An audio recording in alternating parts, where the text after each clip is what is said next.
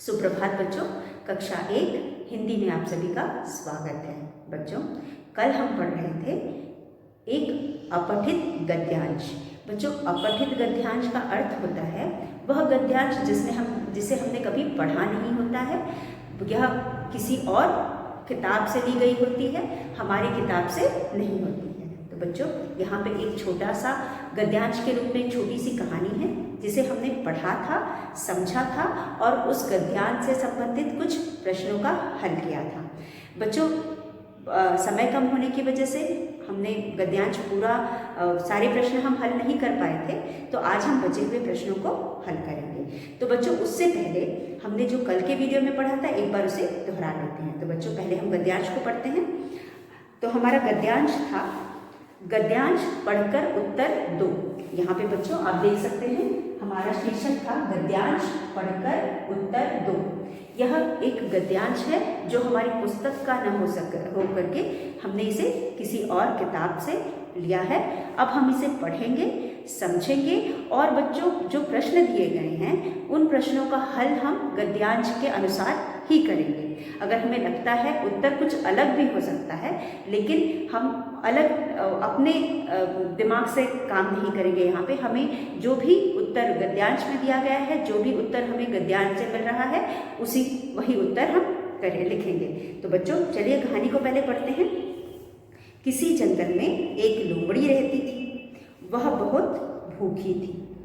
तभी उसने अंगूर की बेल पर अंगूरों का गुच्छा देखा। अंगूर देखकर लोमड़ी के मुंह में पानी आ गया। अंगूर की बेल बहुत ऊंची थी। उसने कई बार छलांग लगाई पर अंगूर न तोड़ पाई। अंत में उसने निराश होकर कहा, अंगूर खट्टे हैं। तो बच्चों एक बार फिर मैं आपके लिए पढ़ती हूँ। किसी जंगल में एक लोमड़ी रहती थी। वह बहुत भूखी थी। तभी उसने अंगूर की बेल पर अंगूरों का एक गुच्छा देखा। अंगूर देखकर लोमड़ी के मुंह में पानी आ गया। अंगूर की बेल बहुत ऊंची थी। उसने कई बार छलांग लगाई पर अंगूर न तोड़ पाई। अंत में उसने निराश होकर कहा, अंगूर खट्टे हैं। तो बच्चों यह था हमारा गद्यांश। उसके बाद हमने कुछ प्रश्न किए थे। निम्नलिखित प्रश्नों के उत्तर दो। उसके नीचे हमें गद्यांश से संबंधित कुछ प्रश्न दिए गए हैं। पहला प्रश्न है, लोमड़ी कहाँ रहती थी? जंगल में, बगीचे में या घर में? तो बच्चों यहाँ पे हमने लिखा भी है प्रश्नों को। पहला प्रश्न था हमारा, लोमड़ी कहाँ रहती थी?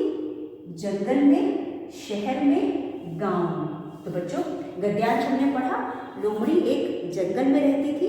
पहली पंक्ति से हमें पता चलता है किसी जंगल में एक लोमड़ी रहती थी। तो यहाँ पे कहाँ रहती थी?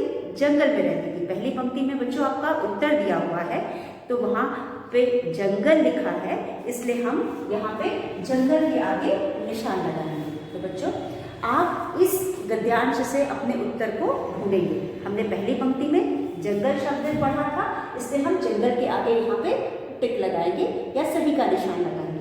उसके बाद बच्चों हमारा दूसरा प्रश्न है, लोमड़ी ने क्या देखा?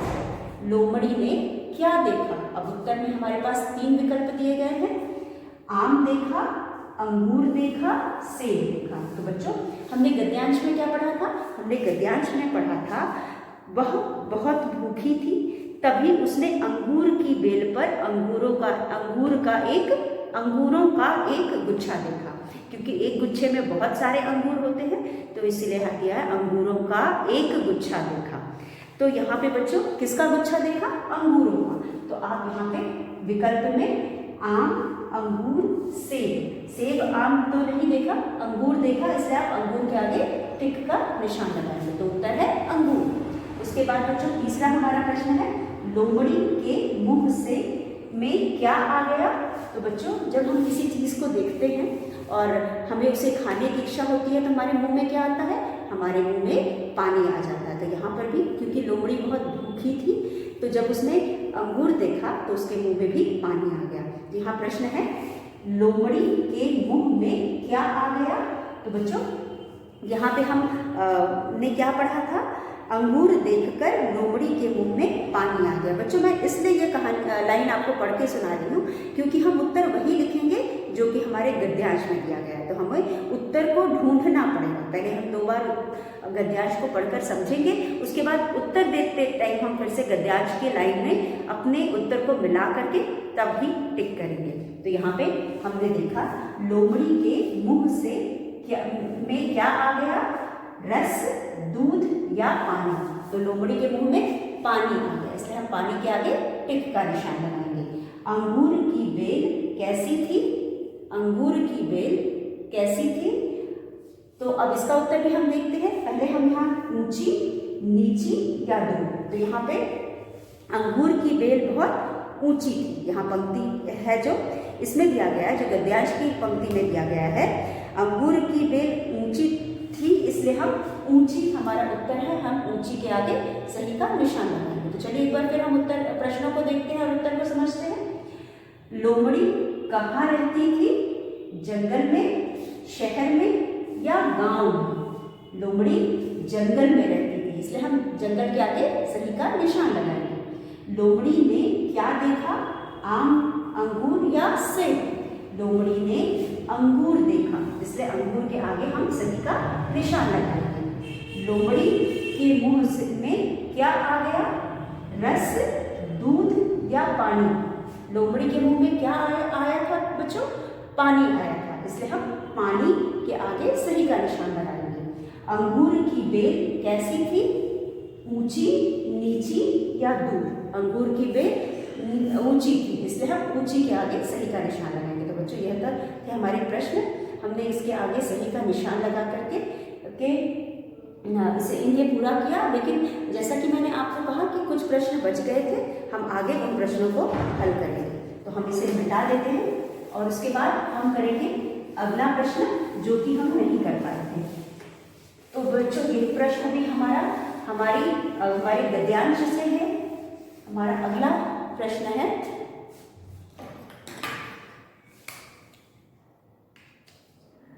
निराश होकर लोमड़ी ने कहा कि, निराश होकर लोमड़ी ने क्या कहा। यहाँ पे हमारा अगला प्रश्न है, प्रश्न ड में हमारे पास है निराश होकर लोमड़ी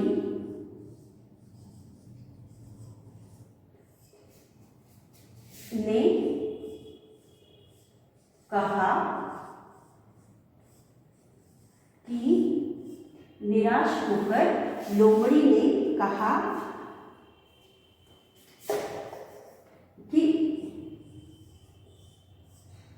कि अंगूर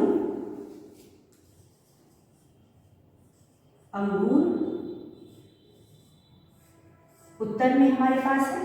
पहला उत्तर है अंगूर तीखे हैं, तो आप पे बड़ी की मात्रा तीखे हैं। दूसरे उत्तर में खट्टे हैं,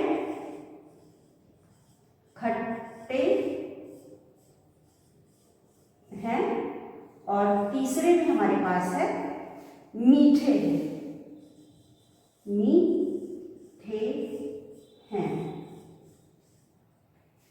तो बच्चों अब हमने कहानी पढ़ा और हमने समझा भी। तो बच्चों जब लोमड़ी को अंगूर नहीं मिला, बच्चों जब लंगूर को अंगूर नहीं मिला, वह काफ़ी बार उसने कोशिश किया, छलांग लगाई, लेकिन उसको अंगूर नहीं मिला, तो वह चिढ़कर बोला अंगूर तो खट्टे हैं। तो बच्चों यहाँ पे लोमड़ी ने बोला अंगूर तो खट्टे हैं, तो हमने क्या यहाँ पे लोमड़ी ने कहा कि अंगूर खट्टे हैं। तो यहाँ पे हम जो हमारा दूसरा विकल्प है उसके आगे सही का निशान लगाएंगे, अंगूर खट्टे हैं। उसके बाद बच्चों हमारा अगला प्रश्न है सफलता का विलोम। तो यहाँ पे जीत, हार, असफल। तो यहाँ पे हमारा अगला प्रश्न है, ड़ के बाद हमारे पास च है, सफल। क्या लोमड़ी क्या जो यहाँ पे लोमड़ी थी वह सफल हो पाई थी, अंगूर पाने में सफल हो पाई थी? नहीं हो पाई थी। तो बच्चों सफल का विलोम क्या होगा? सफल का विलोम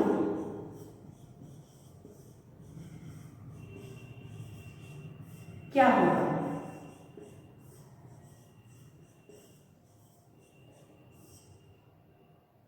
बच्चों जैसा कि हम जानते हैं यहाँ पे हमारे पास 3 विकल्प है। पहले विकल्प में हमारे पास है जीत। हम विलोम पूछा है यहाँ पे बच्चों। विलोम का अर्थ होता है उल्टे अर्थ वाले शब्द। सफल का मतलब हम जानते हैं, सफल का मतलब किसी भी काम में को कर लेना या उसमें सफलता प्राप्त करना, लेकिन यहाँ पे इसका विलोम पूछा गया है। तो सफल का विलोम जीत तो हो नहीं सकता, क्योंकि पहला विकल्प है जीत, दूसरा विकल्प हमारा है हार,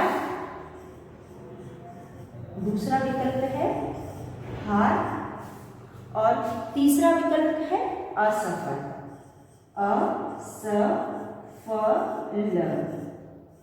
बच्चों सफल है तो उसका विलोम असफल होगा, मतलब नाकामयाब होना या किसी चीज को हासिल न कर पाना। तो यहाँ पे लोमड़ी को अंगूर नहीं मिल पाया था, लोमड़ी अंगूर पाने में असफल थी। तो आप यहाँ पे सफल का विलोम असफल के में सही का निशान लगाएंगे। आपका उत्तर है असफल। सफल असफल, अ का मतलब ही होता है ना होना। तो यहाँ पे जब हम किसी भी चीज में अ लगाते हैं तो वह नेगेटिव वर्ड हो जाता है या वह नहीं वाला मतलब उसका हो जाता है। तो यहाँ सफल का होना सक्सेस होता है या किसी चीज में सफलता पा लेना, लेकिन यहाँ पे अंगूर लोमड़ी को तो अंगूर मिले ही नहीं थे, तो वह सफल नहीं हुआ था। तो इसीलिए हम यहाँ पे सफल का विलोम लिख रहे हैं, वह असफल हुआ था। तो यहाँ पे हम सफल का विलोम असफल लिखेंगे। तो बच्चों इसी तरह हमने यहाँ पे इस गद्यांश को पूरा कर लिया और मुझे उम्मीद है कि आपको अपठित गद्यांश का अर्थ अब समझ में आया होगा। और जब भी आपको कोई भी इस तरह का अनुच्छेद मिलेगा या गद्यांश मिलेगा, आप उसे पढ़ेंगे और उससे संबंधित जो भी प्रश्न दिए गए होंगे उसको हल करने में कामयाब होंगे। तो बच्चों एक बार हम फिर इसे पढ़ते हैं। यहाँ पे हमने एक कहानी पढ़ी थी जिसमें पढ़ करके इसके नीचे जो प्रश्न दिए गए थे उनको हमने हल किया था। तो हमारी कहानी थी, किसी जंगल में एक लोमड़ी रहती थी, वह बहुत भूखी थी। तभी उसने अंगूर की बेल पर अंगूरों का गुच्छा देखा। अंगूर देखकर लोमड़ी के मुंह से पानी आ गया। अंगूर की बेल बहुत ऊंची थी। उसने कई बार छलांग लगाई पर अंगूर न तोड़ पाई। अंत में उसने निराश होकर कहा, अंगूर खट्टे हैं। जब हमें कोई चीज़ नहीं मिलती है बच्चों तो हम कहते हैं अंगूर खट्टे हैं। तो यह एक मुहावरा बन गया है या कहावत बन गई है। तो हम अंगूर खट्टे हैं एक मुहावरा है। जब भी हम किसी चीज़ में असफल हो जाते हैं तो हम कहते हैं वह चीज़ जिसके लिए हम बहुत इच्छुक होते हैं, हम उसे पाने के लिए बहुत प्रयत्न करते हैं, लेकिन आखिर में जब हम उसे हमें वो चीज़ नहीं मिलती तो हम कहते हैं इस कहावत का या फिर इस मुहावरे का हम प्रयोग करते हैं कि अंगूर खट्टे हैं। तो बच्चों यहाँ पे हमने यही देखा कि जब लोमड़ी को अंगूर नहीं मिला तो वह थोड़ी चिड़चिड़ा जाती है और गुस्से में बोलती है कि अंगूर खट्टे हैं।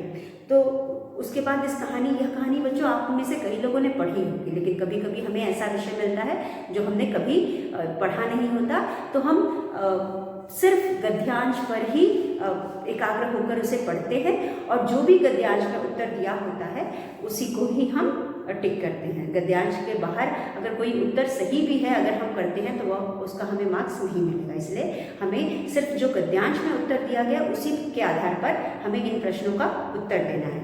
तो हमें इसके नीचे जो प्रश्न दिए गए हैं उसका की हेडिंग है निम्नलिखित प्रश्नों के उत्तर दो। जो भी प्रश्न हमें नीचे दिए गए हैं उनके उत्तर को हमें यहाँ लिखना नहीं है, बल्कि उसमें जो विकल्प दिए गए हैं उन्हीं में से एक उत्तर को छांटना है और उसके सामने सही का निशान लगाना है। लोमड़ी कहाँ रहती थी? जंगल में, बगीचे में या घर में? तो लोमड़ी जंगल में रहती थी, क्योंकि हमारे गद्यांश में जंगल शब्द दिया गया है, इसलिए हम जंगल शब्द को ही चुनकर यहाँ उसके सामने सही का निशान लगाएंगे। लोमड़ी ने क्या देखा? आम देखा, अंगूर देखा या सेब देखे? लोमड़ी ने अंगूर देखा, इसलिए हम अंगूर के आगे निशान लगाएंगे और अंगूर हमारा सही उत्तर है। लोमड़ी के मुंह में क्या आ गया? रस, दूध या पानी। बच्चों, हम जब कोई भी खाने पीने वाली चीज़ देखते हैं तो हमारे मुंह में पानी आ जाता है। और बच्चों, यहाँ लोमड़ी तो बहुत भूखी थी, इसलिए उसे कोई खाने पीने की चीज़ अगर दिखी तो संभव था कि उसके मुंह में पानी आता। तो यहाँ पे लोमड़ी ने अंगूर देखा तो उसके मुंह में पानी आ गया, तो उत्तर है पानी, इसलिए पानी के आगे हम सही का निशान लगाएंगे। अंगूर की बेल कैसी थी? अंगूर की बेल ऊंची थी, नीची थी या छोटी थी? तो जैसा कि हमने गद्यांश में पढ़ा कि अंगूर की बेल ऊंची थी, इसलिए हम ऊंची के आगे सही का निशान लगाएंगे। निराश होकर लोमड़ी ने कहा कि अंगूर तीखे हैं, खट्टे हैं या मीठे हैं? तो अंगूर खट्टे हैं, इसलिए हम खट्टे के आगे सही का निशान लगाएंगे। सफल का विलोम शब्द है या अर्थ है विलोम, सफल का विलोम शब्द असफल है। बच्चों, सफलता का मतलब होता है कामयाबी हासिल करना और असफलता का मतलब होता है कामयाब न होना। मतलब जब हम असफल रहते हैं या किसी काम को पूरा नहीं कर पाते तो हम असफल कहलाते हैं। तो यहाँ सफल का मतलब किसी चीज़ को पा लेना, असफल का मतलब उस ना पाना।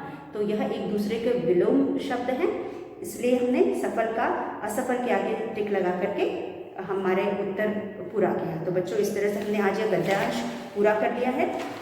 इसके बाद बच्चों, जैसा कि आप जानते हो, हमारे जो एग्ज़ाम्स हैं ये मूल्यांकन 2 आने वाले हैं। तो आज से हम अपना पुनरावृत्ति करना शुरू करेंगे, यानी रिवीजन शुरू करेंगे। तो बच्चों, आज हम रिवीजन में सबसे पहले हम व्याकरण पढ़ेंगे। व्याकरण का हमारा पहला पाठ है जिसे हम आज दोहराएंगे, वह है वचन। हमारे सिलेबस में वचन है। पिछली बार हमारे सिलेबस में हमने संज्ञा पढ़ा था। अब उसके बाद आज हम वचन पढ़ेंगे और हमारे सिलेबस में वचन और लिंग दोनों हैं। तो बच्चों, चलिए आज हम पहले लिंग पढ़ लेते हैं, फिर अगले वीडियो में हम वचन पढ़ेंगे।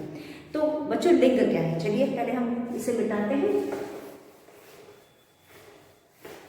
आज का विषय हमारा है लिंग।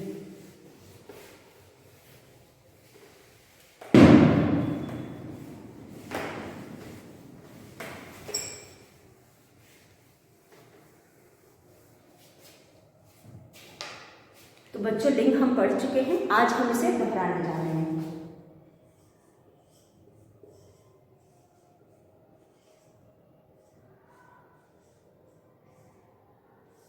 बच्चों, पुनरावृत्ति का मतलब होता है रिवीजन। जैसा कि आप जान रहे हो, हमारा मूल्यांकन 2 आने वाला है, तो इसीलिए जो भी पाठ उसमें आएंगे हम उसको दोहराएंगे। तो बच्चों, हमारा आज का विषय है पुनरावृत्ति में लिंग।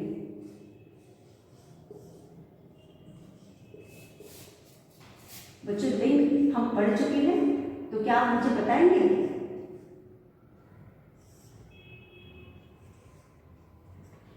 मुझे बताएंगे लिंग किसे कहते हैं?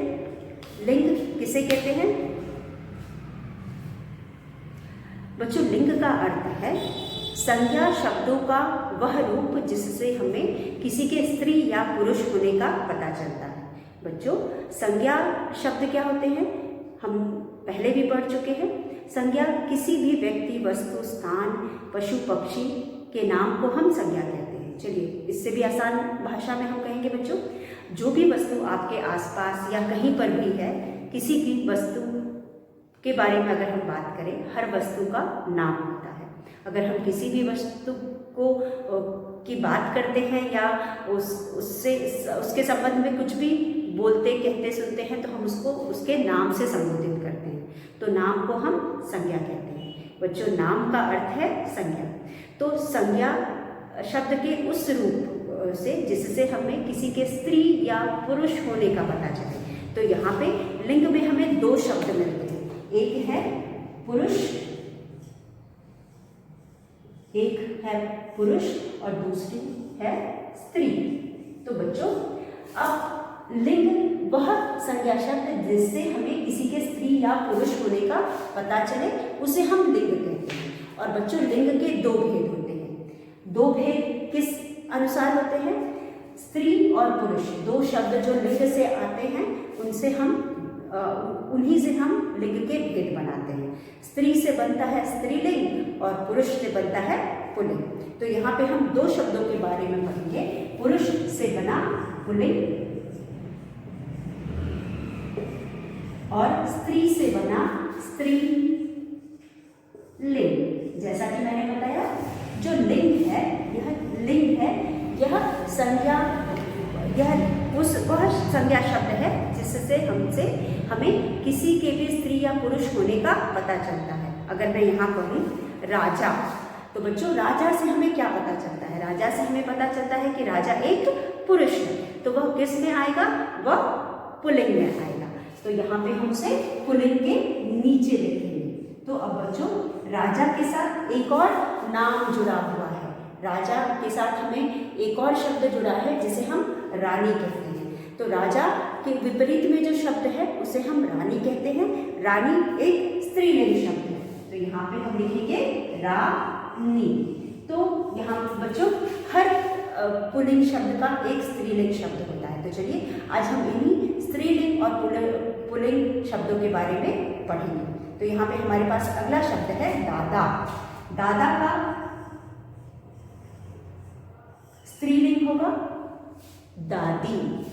यहाँ लिखेंगे हम दादी। उसके बाद अगर हम बोले मामा, मामा का स्त्रीलिंग होगा मामी। मामी, मामी। उसके बाद हम बालक, बालक, बालक।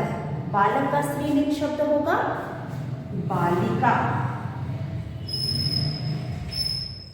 बालिका। लड़का,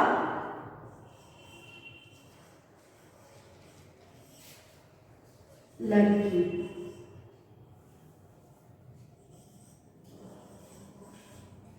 ठीक, तो बच्चों यह है हमारे कुछ स्त्रीलिंग और पुल्लिंग शब्द।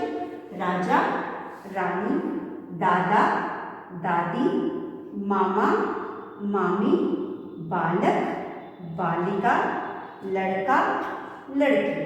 तो बच्चों हम यहाँ कुछ और शब्दों को लिख करके उनका अभ्यास करेंगे। तो बच्चों यह आपके एग्जाम में भी आएगा, इसलिए आप इसे अपने कार्य पुस्तिका में लिख करके इसे दोहराएंगे। आप अपने इसे कक्षा कार्य जो क्लास कॉपी है उसमें लिख करके इन्हें दोहराएंगे। तो अब हम कुछ और शब्दों को लिखते हैं। चलिए हम आपके पुस्तक में से कुछ एग्जाम्पल्स लेते हैं या उदाहरण लेते हैं। हमारे पास है पिता, पिता, माता। फिर है कुत्ता, कुतिया। कुत्ता, कुतिया। बैल, गाय। फिर है बकरा, बकरा, बकरा, बकरी, बकरी। फिर है मुर्गा, मुर्गी।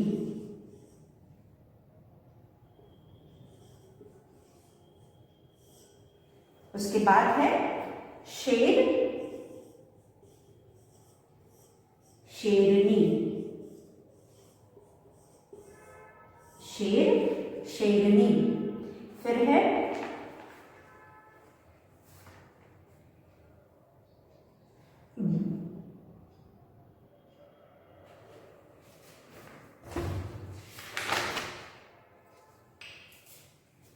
बेटा,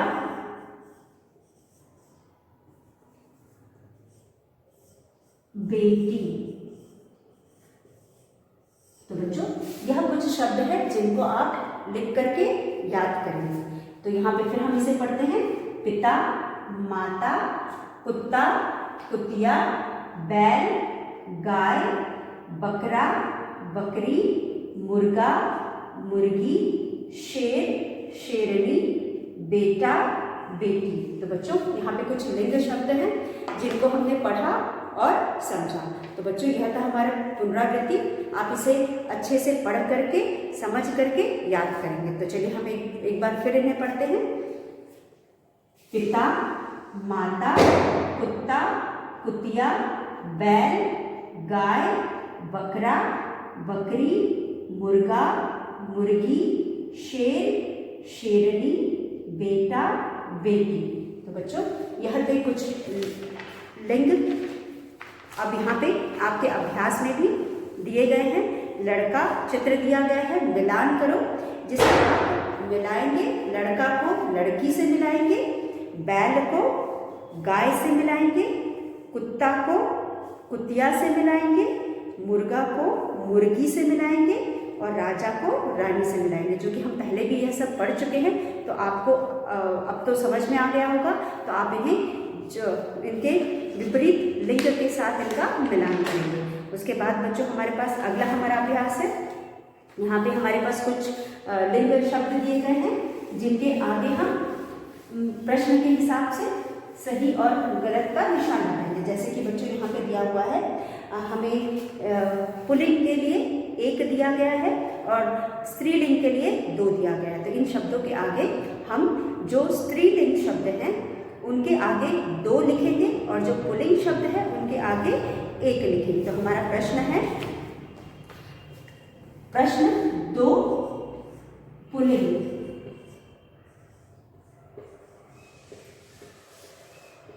पुल्लिंग के आगे या के लिए 1 और स्त्रीलिंग के लिए तथा स्त्रीलिंग के लिए लिंग के लिए 2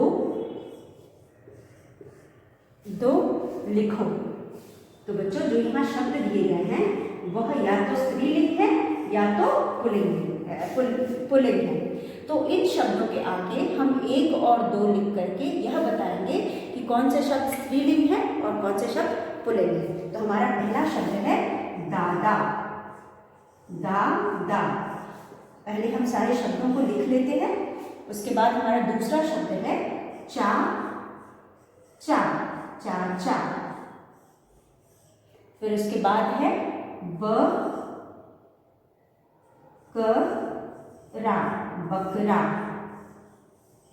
उसके बाद है राजा राजा। उसके बाद है नानी नानी। उसके बाद है पिता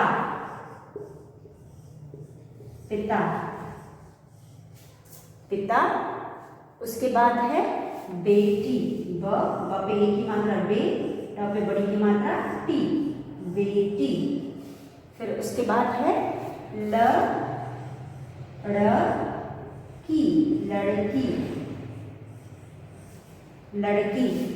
उसके बाद है ग पे आ की मात्रा गा य गाय। तो बच्चों इस तरह से हमने यहाँ पे कुछ पुल्लिंग और स्त्रीलिंग शब्दों को लिखा है। इन शब्दों के आगे हम 1 और 2 लिख करके पुल्लिंग और स्त्रीलिंग शब्द बताएंगे। तो जैसे कि बच्चों यहाँ पे लिखा है पुल्लिंग शब्दों के आगे हम 1 लिखेंगे और स्त्रीलिंग शब्दों के आगे हम 2 लिखेंगे। और यहाँ पे दादा। बच्चों दादा, दादा से हमें क्या पता चलता है कि यह एक आदमी है। आदमी किसमें आता है? आदमी को हम पुरुष कहते हैं, पुरुष पुल्लिंग में आता है। तो बच्चों हमारे जितने भी जीव जंतु होते हैं उसे हम 2 श्रेणियों में बांटते हैं। एक तो आदमी या औरत। जो आदमी होता है उसे हम पुल्लिंग कहते हैं और जो औरत होता है उसे हम स्त्रीलिंग कहते हैं। तो यहाँ पे हम इन 2 चीज़ों को 1 और 2 नंबर द्वारा दिखाएंगे। तो हमने जैसा कि पढ़ा, पुल्लिंग को हम के आगे हम 1 लिखेंगे।